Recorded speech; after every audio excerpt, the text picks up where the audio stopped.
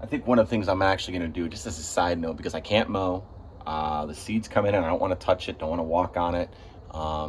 There's not a whole lot of other stuff going on right now. But what I am going to do is I'm going to throw a quick, small, shorter video about just some decorating tips. Because when it comes to the outside, it's kind of on me. Kids help out, obviously. They built out the graveyard and they put the bones all together. But just a couple of things that I note and take care of, just so that I know that decorations, again, they're not all made to be super sturdy. You know, you replace them every couple of years, especially with blow-ups and things like that. But I'm going to walk you through maybe just a couple of things I do, just see if there's anything you might pick up on, something that might be worthwhile for you. And again, as you start adding to collections for seasonal decorations, I think that actually might be a good topic for us to cover, because Halloween and Christmas are two really big ones for me that I make sure my decorations are pretty on point. So we'll go through that. Again, I tried this time around to keep things off the lawn because the overseed is there and I don't like things on the grass to begin with. So yeah, we'll just go through that. We'll do a couple of those things and see where it gets us. All right, awesome. Talk to you soon. All right, so let's start off with a couple of things. Number one, I do try to do a couple things different every year, just to kind of change it up, a little bit of different on the scenery. Some things are the same, just status quo, but I do kind of put everything out and then think about what I'm going to do first, kind of just plan it out and think about where things would logically go without being too much disturbance on, you know, what's out there in the property, bushes, shrubs, the lawn, things like that. So that being said, I've also done a couple upgrades over the years. So I used to have just the par floods, the 38s, the big halogen ones. I've changed those over to LEDs. What I've found is with the LED ones, much better than the colored floods that you might see. These don't, they don't wear down over time. So these, I used to have a red one of a par 38, and it would turn just like, after like literally a season and a half, it would turn this pinkish hue and wouldn't be as that nice deep red that I like. So I've gone and switched all these over to be reds. These are from Christmas, reds and greens that go up on the house. You'll see that we get into that season. I have a yellow one that I use for Halloween. And I have the Ghost Flame, which is just the orb that you can kind of change colors on. So again, thinking about what I wanted to do this year, I am going to do the red and yellow up on the house, just for backlighting. And then this is actually going to go up along. I have a tree right there that I've gone and nailed some massive eyes to, so that they're like the scary googly eyes. I'm going to put that up against that tree, so it kind of has a cool effect. And these will go up. What I've done to put these in, though, was kind of interesting. So you've got, they sell all different kinds of stake mounts for floodlights. I know there's plastic ones that are out there that usually sometimes come with a light, depending. Honestly, the best ones I've used, and these never fail me, these are the bells. They're the solid metal. They're casted metal. They have a nice lock-in screw. They're very, very rugged, very durable. They've got a little gasket on here to seal. These things are awesome. They don't break, they don't snap, they just won't fail you. I've picked up a few of these. I got 4 altogether that I put up for the house in different seasons, but I'm gonna use 3 for those yellows and reds. And the other thing I have is the GE control box. I know you can get many different types of these. I have 2 singles. They do sell doubles. These are Wi-Fi controllers. So it's a Z-Wave, which is kind of nice because then it works with most of the other tools. I know Ring and others in Amazon have come out with their versions. I haven't made the changeover yet, but this connects just fine. You turn it on the Wi-Fi, Ring can discover it, or Amazon can discover it. I have it saved to my scenes. It'll then also appear in my Ring, and then the kids will also be able to have the fun of when they want to turn on the lights at night. You tell them, okay, go ahead and turn the lights, and they say, you know, Alexa, happy Halloween. It's kind of a fun thing for them, and it's nice to be able to control it from my phone as well. So I can turn it off, you know, when I go to bed or before we get home at night, you know, if we're out and about. So that's kind of cool. So those are just a couple of things that I do and that I use to get my material up. I'll walk around, I'll show you about the corn in just a second. But again, I'm not going to get into anything too particular when it comes to Z-Wave and Amazon. We'll talk about that later. So yeah, when it comes to things like Ring and Amazon, do I protect myself? Obviously. But, you know, I have an iPhone, I have a Gmail account, I have YouTube. So the information's already out there. So you just got to be smart about maybe what you give access to. But again, I don't mind it. I like it. It's convenient, you know. So Works for me. Anyway, moving on to things like these corn stalks. So I like the idea, I got this a couple years ago, it's kind of been a staple now, of putting them up in a line along the driveway. It kind of adds a little bit more of a visual effect, gives a little bit of, some dimension to everything versus just having them up against the pillars or up on the side of the garage. So what I've actually done here is I usually use just these little rebar stakes, and I plug those right into the ground, and then these corn stalks go right over the top of it. They slide right over the top, and then what I'll actually do is I'll get either string or the green wire, and I'll just kind of cinch them up at a couple different spots. That does a couple things. Number one, it obviously secures it to the pole, but the other thing that's a benefit is that it keeps them upright, because as you get rain, wind, weather, these have a tendency to maybe want to sag or fall over because they don't, because they're kind of out in the open. That really does help to kind of keep them together and keep everything upright. So that is a little tidbit there. So next, we're going to move on and we're going to talk about inflatables. Inflatables. I love them and I hate them. Sometimes you get good ones and they last and they do well for you. Other times you get ones that are crap and the motors burn out, and then you're fighting with replacing motors, or lights that don't turn on for them, things like that. So again, they're hit or miss. Sometimes I like them, sometimes I don't. I actually have another one coming that I ordered just the other day. However, some of them do really well for me. You might see this guy, he's hanging a little bit. So one of the issues I have with this one is when it comes to inflatables, I try to be simple, right? Simple is better, not so much motion and lights and activity. This guy he's supposed to be, I think he's 8 or 10 feet tall when he's up there, but he's got this in the back. Inside here is an orb, like one of those projector orbs that makes everything in his head look like it's swirling around. And then he's got some lights in here as well. This all works fine. However, when he starts going upright, and the fan is powerful enough for what it is, but when he starts standing upright, he ends up doing this, and he just lays there like this, half bent over, because that orb has a little too much weight, and when you're pushing it up, it doesn't snap up. So what I've done is I've actually kind of rigged him with a string going up to part of the flagpole up there, so that way when he goes up and the air comes up, he's already past the halfway point. So as that inflates, he's already being caught by that string because he's laying here, and he'll flip himself up. Again, it's nighttime, you won't see him very much. I don't put these on during the day, just because it's all part of a scene that goes on later in the evening. The other thing is I do try to inflate them if I know there's going to be rain coming, or any weather, call it weather, right? Because it keeps them from getting soggy and getting mildew and mold on them and everything else that might grow over time, them just kind of laying there. So I do try to keep them inflated in the weather, and then afterwards, and then obviously before I take them down, if they are wet, I make sure they're pretty dried out before I box them up again. And so like I said, a couple small things you can do with those to make them work. The stakes, I just use the stakes they give me. I put them right in the ground. I never had an issue with them. When I put them down also, just make sure you've got a fairly level area or a good area to stake them down in, that they won't get too gross, too dirty, and again, they'll be easy to blow up. And it's always nice to test them when you get them set up. So you just want, as you're going around, make sure they inflate where they are, they lay down out of the way. Again, they're good. They're a blessing and a curse. They look good in some instances, but I don't like to inundate my lawn with them. I don't want to be too tacky. So I just try to keep it somewhat tasteful, but again, they do have their bonuses. So next we'll move over to that tree. There's my spooky tree. So this is the spooky tree. So right here on the street.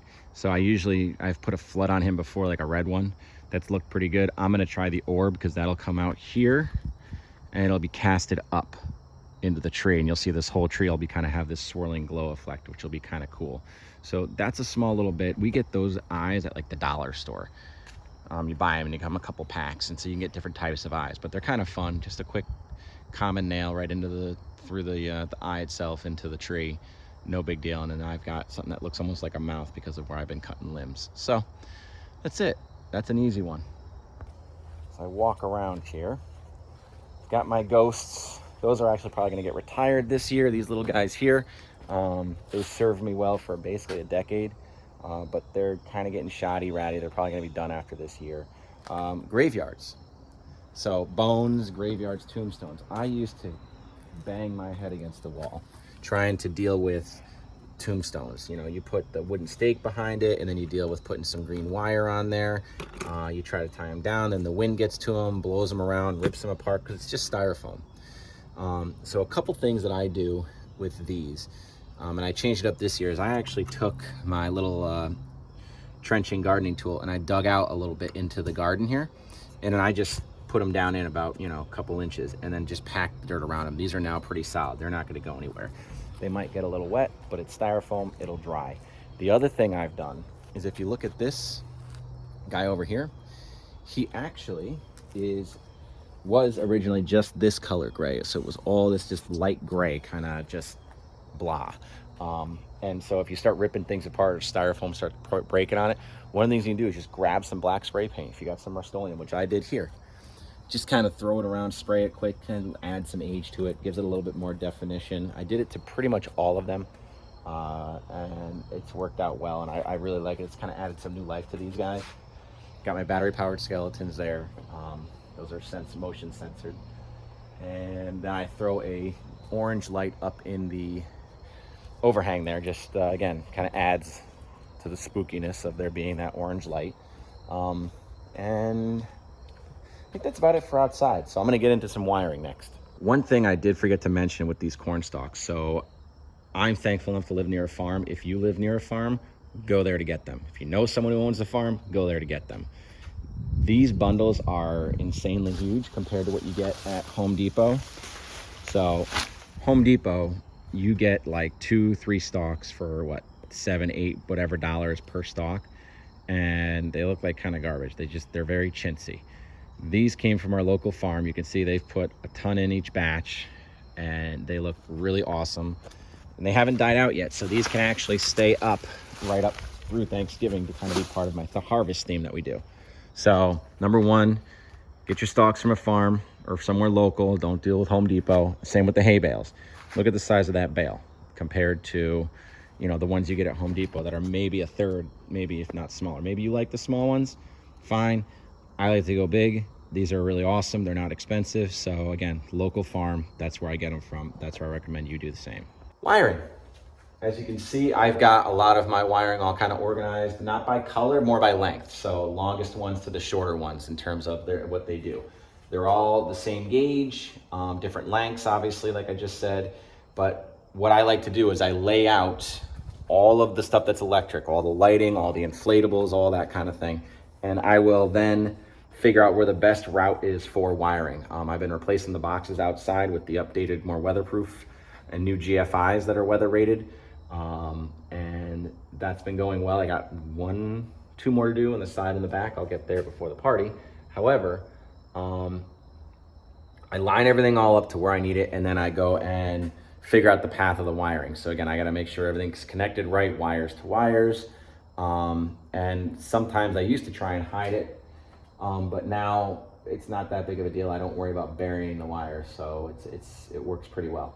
But again, lay everything out, then you figure out the wiring. I've collected that over the years. It's not like I've randomly gone and bought all those strands in one shot. The other thing I do pick up though, and you don't mind the mess behind me because I'm in the middle of doing projects, so is these guys. So we'll take a look at these. These are just expansions to an outlet. So you'd run your wire down, you run your extension cord down, and then you plug these guys in and it gives you more outlets. Yes, they have the boxes. I have a couple of those too, the seasonal ones where you can just stake it in the ground and it's got 3 outlets.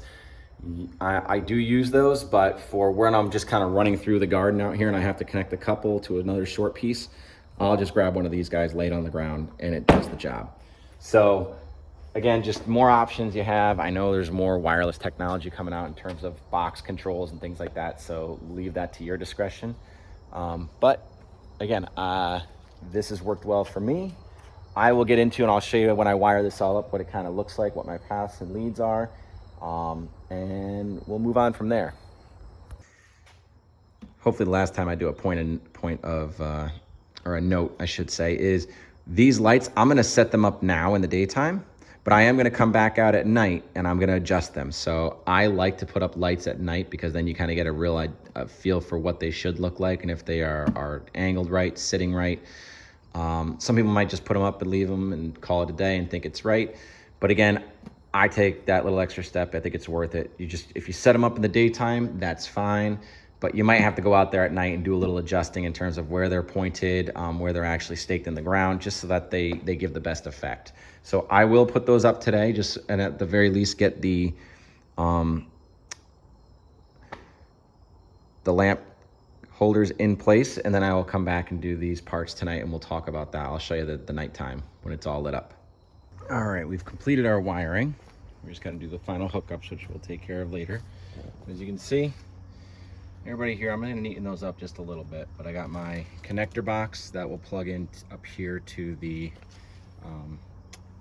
wireless controller, and you can see in there, that's my little guy. There's this light, everybody's green. That's the new outlet I put on with the cover plate.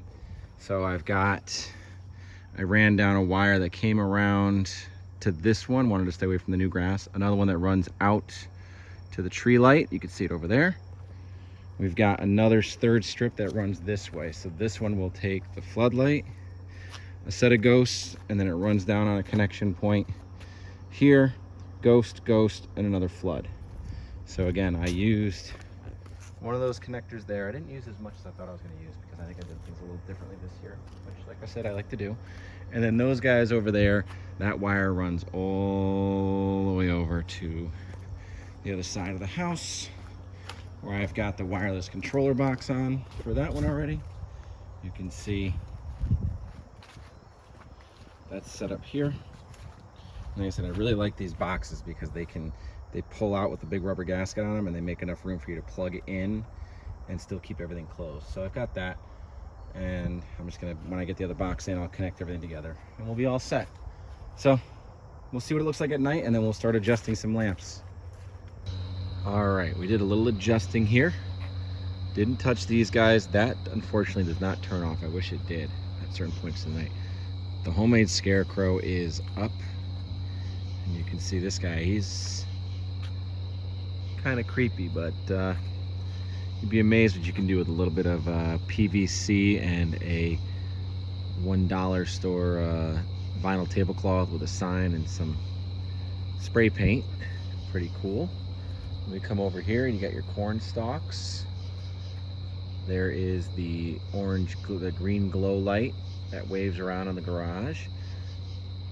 And then we move over, there's our purple and red lights, our ghosts.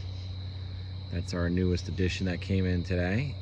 That is our 8-foot tall ghost with the flames underneath and the flashing red eyes. That's pretty cool. And you step back even farther, and again the tree man lights up the whole tree with that yellow floodlight. So again, a lot of lighting effects, but aside from the street light, I think it came out pretty dang good. We'll get a close-up too as we walk up. All right, we'll do a close-up here. There's our 3 witches.